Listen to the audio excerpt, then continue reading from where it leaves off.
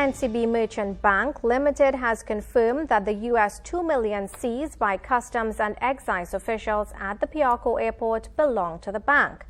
The bank also says the cash was being transported in the ordinary course of business and that the shipment complied with all applicable laws, regulations, and industry protocols.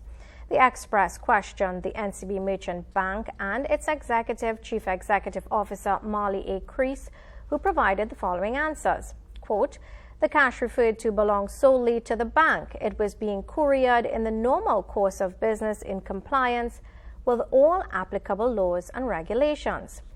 He said the bank was contacted by the Customs and Excise Division in relation to the shipment for additional verification and confirmation.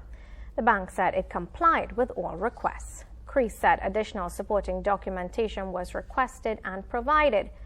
As far as NCB is aware, the funds remain in the custody of the central bank awaiting clearance for shipment.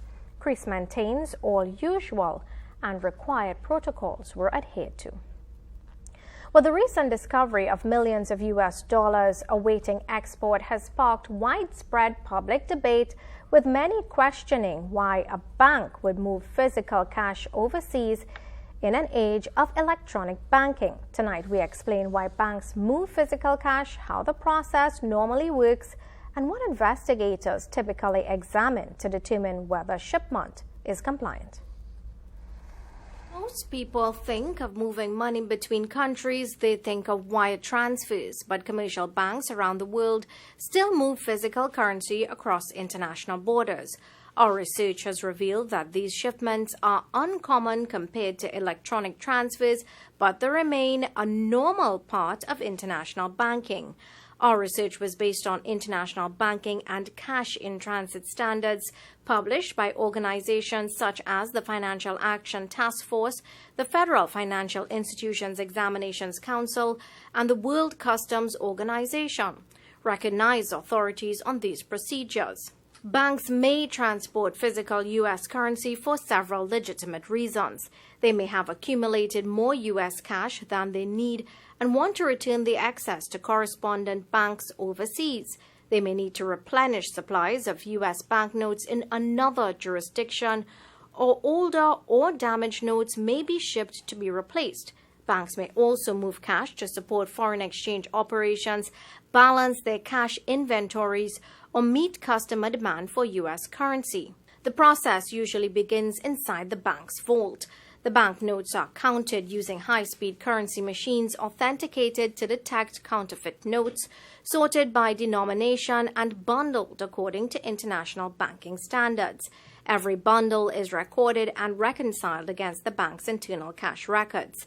The cash is then placed into tamper-evident security bags or sealed containers fitted with uniquely numbered security seals designed to show any attempt at interference.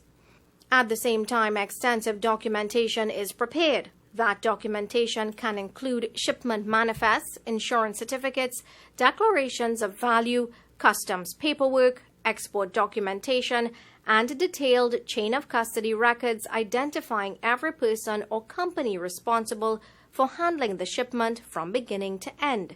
The shipment is then transferred under strict security. Rather than using an ordinary courier service, banks generally rely on special cash logistics companies that transport high-value currency worldwide using armored vehicles, trained security personnel, GPS tracking, and strict handling procedures. The cash is taken to the airport where customs officials review the relevant documentation before the shipment undergoes aviation security screening. Once cleared, it's loaded as secured cargo for transport. On arrival overseas, customs authorities process the shipment before it's delivered to the receiving bank or cash vault. The receiving institution recounts the money, verifies the seals and documentation, authenticates the banknotes, and credits the sending bank's account. Throughout the journey, every transfer of responsibility is documented to preserve an unbroken chain of custody. Financial experts say those safeguards are designed to ensure every dollar can be accounted for from the moment it leaves the vault until it reaches its final destination. So what attracts the attention of investigators? Well, experts say transporting millions of dollars in cash is not by itself unusual for a commercial bank.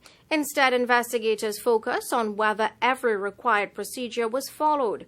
Among the questions they seek to answer are whether the shipment was properly declared to customs, whether all supporting documentation accompanied the cash, whether the shipment was insured, whether an approved cash logistics provider was used, whether security protocols were maintained throughout the journey, and whether there was a complete and verifiable chain of custody.